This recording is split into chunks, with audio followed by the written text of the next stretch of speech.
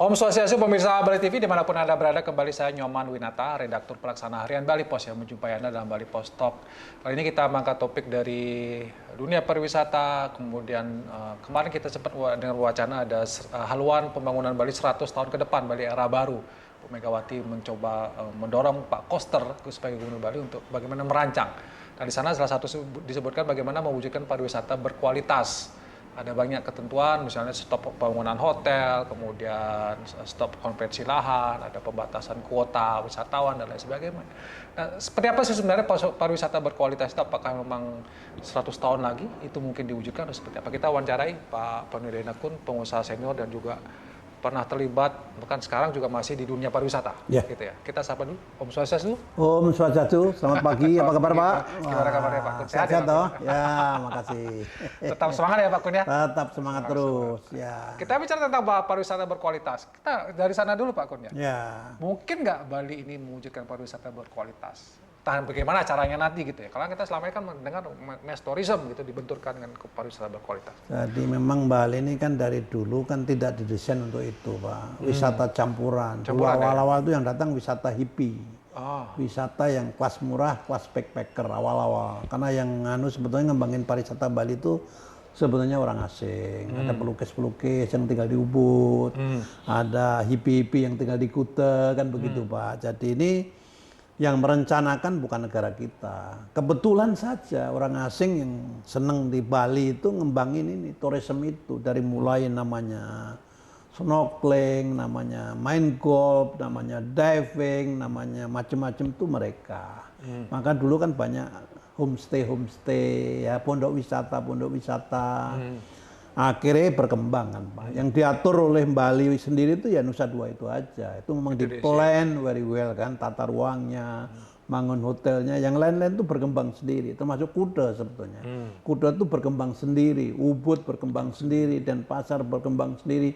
Itu di mana-mana. Maka kalau negara itu punya blueprint, mau apa berkelas, mau dan itu. Dan ini kan kita punya kamar hotel itu udah 146.000 kamar. Dari harga kamar yang 100.000 ke harga kamar yang 100 juta mungkin begitu ya.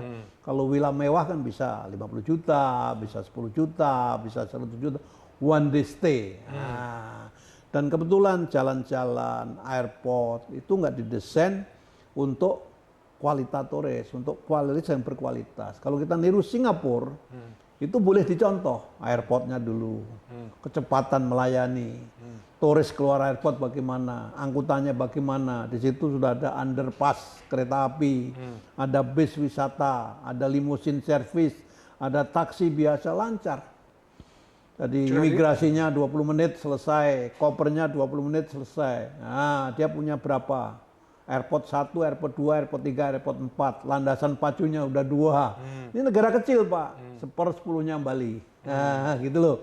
Dan dia, Singapura itu kalau ngomong negara ya, jumlah kamar hotelnya itu hanya 60.000 kamar. Tapi turisnya itu udah 18 juta tahun 2019.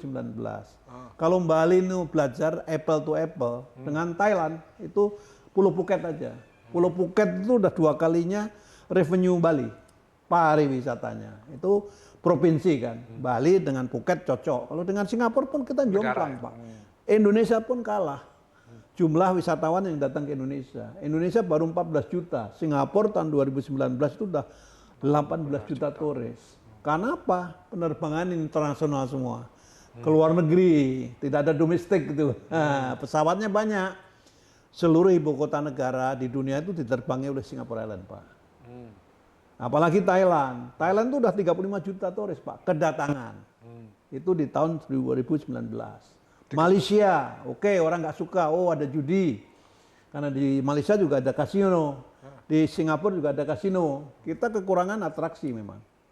Atraksi pariwisata itu kurang. Di Thailand banyak yang dilegalkan, namanya rumah kaca, showroom wanita cantik. Kita nggak ada. Kita semua itu ilegal Pak. Ada tapi ilegal. Mohon maaf, padahal ada tapi kecil-kecil gitu. Ya. Jadi sebenarnya kalau kita bicara bagaimana mewujudkan pariwisata berkualitas ya, ini kan kemarin bicaranya dibatasi jumlah wisatawan yang datang supaya mereka yang datang ke sini itu yang berkualitas, yang kantongnya tebal gitu. Ya. 100 tahun lagi gitu.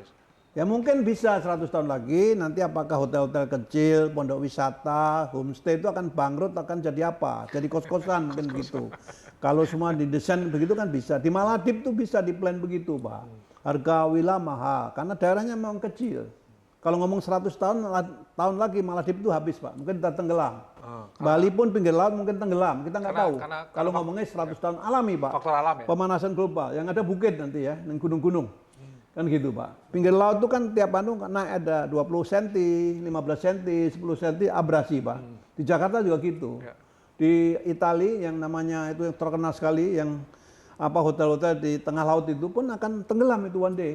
Nah, kita belum tahu, tapi mudah-mudahan bisa, Pak. Ini kan ngomong anak keturunan kita, cucu-cucu kita yang akan datang. Tapi dirancang mulai hari ini, Ya, boleh-boleh saja ya, Pak? Itu tadi ya, namanya itu kan blueprint untuk next 100 years. Tapi harus diperhatikan juga, karena misalnya kalau Bali itu sudah kamar hotelnya sudah terlalu banyak ya, agak susah juga kalau ini. Kita hanya berapa ya, Pak?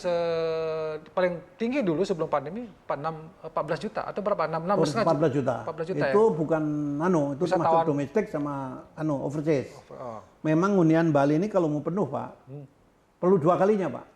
Perlu 2 kalinya ya, Pak? 146.000. Katakan length of stay 1 minggu. Ini penting juga, Pak, length of stay. Kalau length stay-nya 2 minggu, berkurang turisnya jumlah. Kalau length stay-nya 4 hari, karena turis orang Singapura ke sini 2 hari, 3 hari. Orang Malaysia 3 hari, 4 hari. Orang Cina 4 hari, 5 hari. Orang Jepang juga segitu. Yang lama itu orang Eropa. Karena dia jauh. Bisa seminggu, bisa 2 minggu.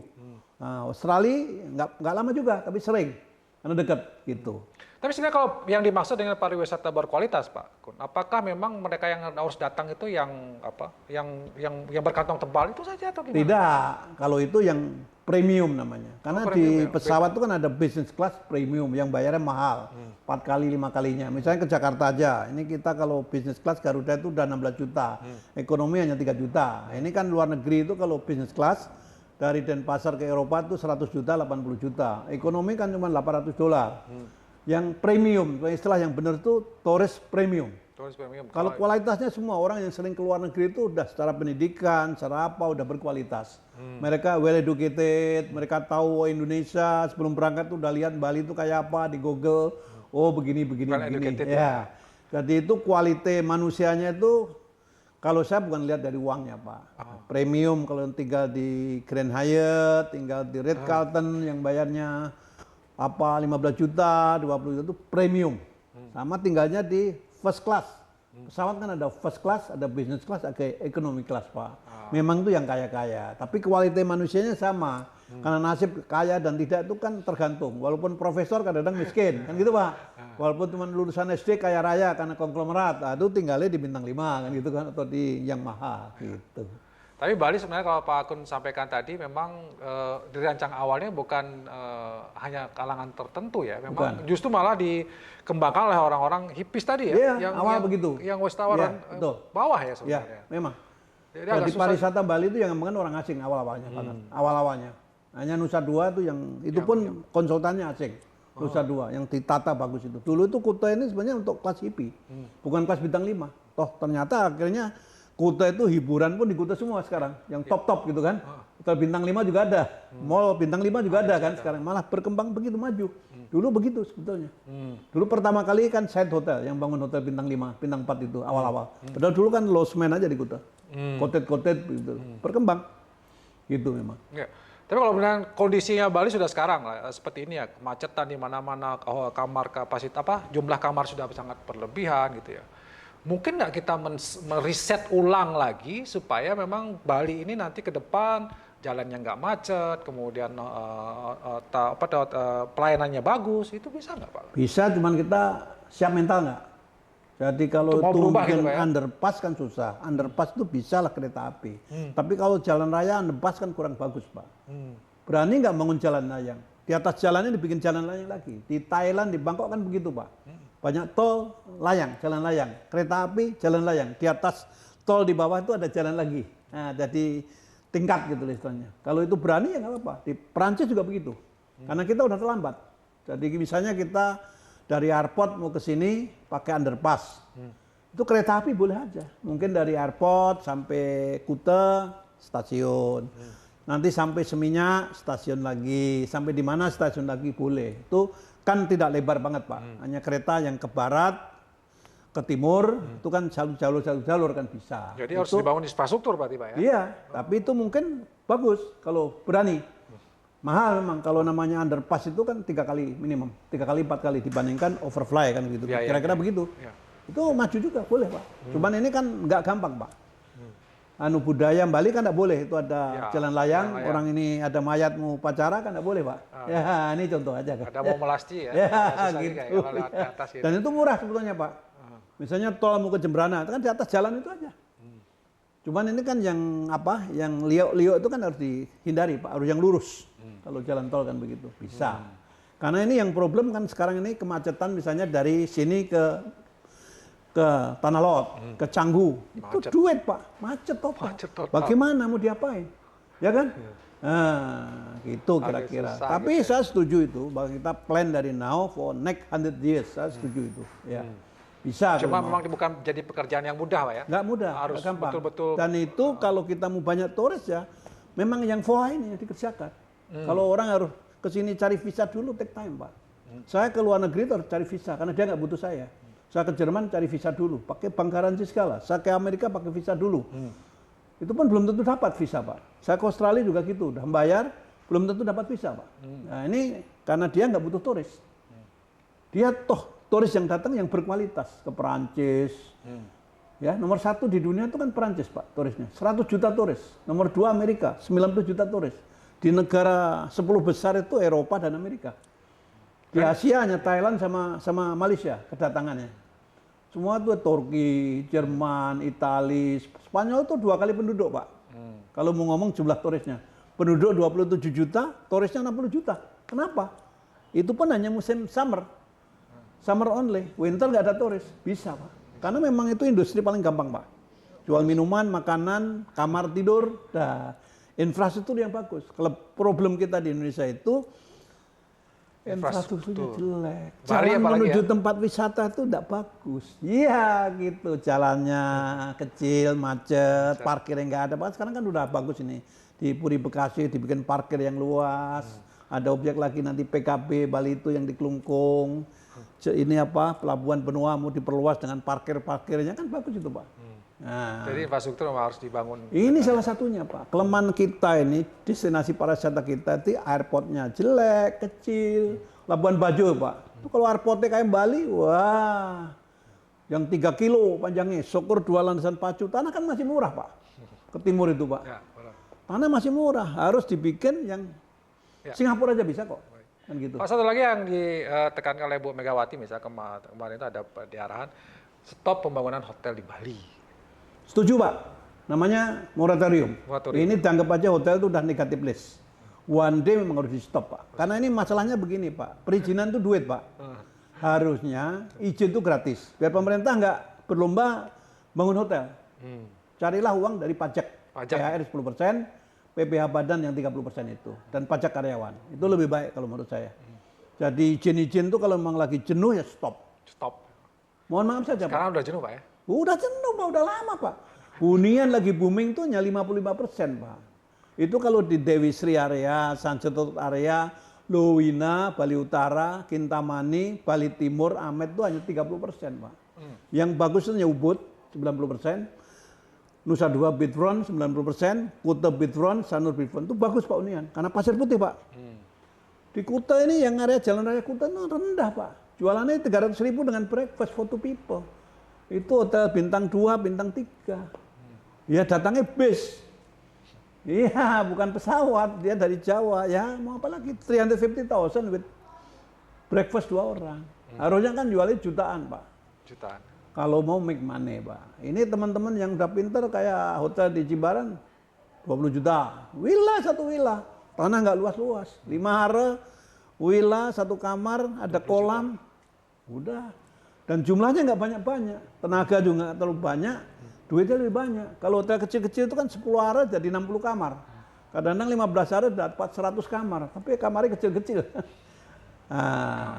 Itu Pak. Jadi setuju ya kalau misalnya setuju Pak. Dulu ya, gitu ya? Tutup dulu. Resto, toko, hotel tutup dulu.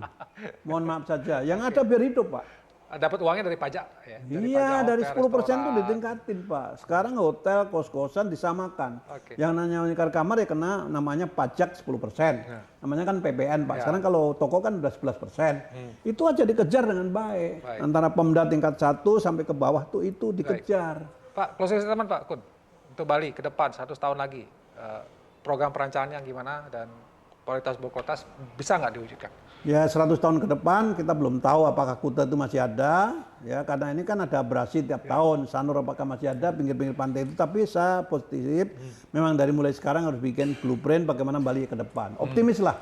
Demi anak cucu kita, Bali tidak akan hilang, budaya Bali tidak ada hilang, Pulau Bali juga tidak hilang kan begitu. Kira-kira begitu. Saya optimis kalau gitu. Memang harus ditata dengan baik. Tank-tanknya ya orang kampus diajak, Pemda, swasta dan sebagainya. Saya optimis Pak itu. Bali akan pengusaha-pengusaha juga harus dia juga harus. Optimis kita Pak. Oke, terima kasih. Gitu. Terima kasih Pak Kun atas penjelasannya dan banyak hal yang bisa sudah disampaikan dan kita optimis ya. Kalau saya dengan Pak Kun, beliau selalu akan optimis ya melihat. Tapi sebaiknya apa yang mesti dilakukan ya rembuk bersama, semua orang dilibatkan sehingga ini menjadi blueprint yang betul-betul cukup bagus gitu ya. Ide-idenya tidak hanya sekedar wacana cerita, tapi memang harus implementasinya. Infrastruktur itu perlu dibangun untuk bagaimana supaya tidak macet Bali dan lain sebagainya. Demikian Bali Post Talk ini saya ucapkan terima kasih atas perhatiannya. Saya tutup dengan Promo Santi. Om Santi. Om Santi. Terima kasih, sampai jumpa. Ya, terima kasih.